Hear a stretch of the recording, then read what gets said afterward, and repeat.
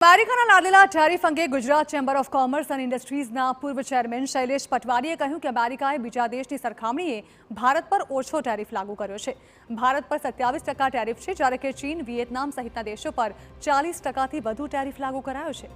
ટેરિફનો આ જે તફાવત છે તેનો ફાયદો ભારતને મળશે। સાથે જ તેમણે કહ્યું કે અમેરિકાએ દવાઓમાં સંપૂર્ણ રીતે ભારત પર નિર્ભર છે।